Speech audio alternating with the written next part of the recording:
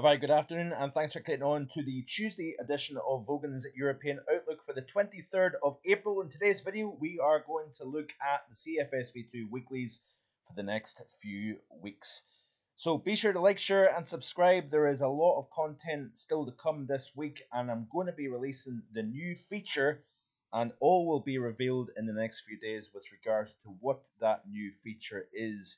So I do encourage you to stick around and subscribe to the channel, and you can enjoy the new content that will be released in the coming days to come. And there was also the live stream back last Sunday looking at the Dubai floods, the volcanic eruption in Indonesia, the big swing in temperature between record warm versus unusually chilly conditions across the continent of Europe, and much more.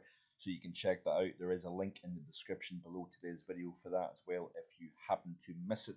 So this is the CFSV2 rainfall anomaly for the upcoming 7-day period. In yesterday's video, I looked at the how the pattern was fairly slow moving through the course of this work week, with a change coming this upcoming weekend. With high pressure to the west, low pressure to the east, we've got a north to northeasterly wind, coolest, cloudiest and showiest conditions further east, sunniest, driest and warmest further west across the UK here. And we do have a feature that moves in during the second half of the week that will enhance shower activity across the northern UK. That will spread its way southwards. Under clear skies and light winds, we may see the coldest nights of the entire month across the UK. By the way, it was chilly last weekend.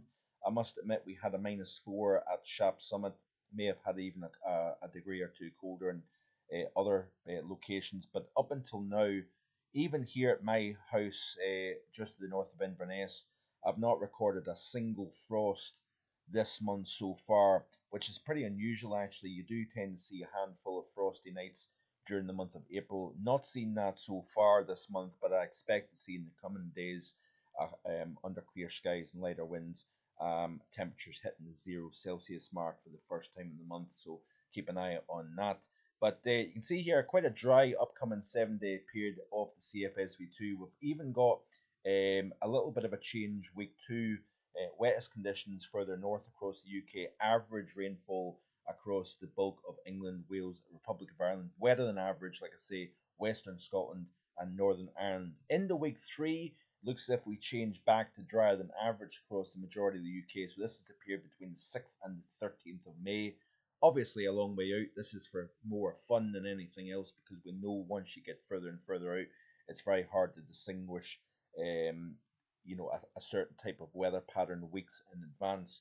But this is the period now between the 13th and the 20th, still drier than average. Moving on to the period 20th through the 27th of May, still looks drier than average. So all in all, this would suggest a drier than average May if this was to be the case.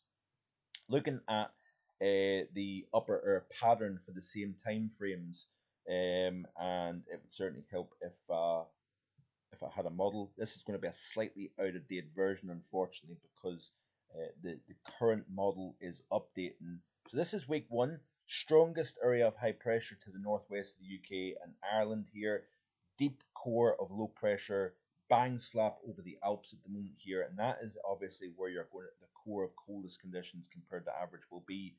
Into week 2, this is the situation. We still have that negative across central and southwestern portions of Europe, down into northwestern Africa. The core of the high shifts a little bit more towards the west of the UK as opposed to the northwest. Into week 3, the high regroups back towards the same position, negative over southern and southeastern Europe, the strongest positive between the UK and Iceland, as you can see here. Into the period 11th through the 18th of May, you can see here that we still have high pressure, a bit of a banana-shaped high extending from Eastern Europe over the top and to the west of the UK, with the negative centered over central and southern Europe here.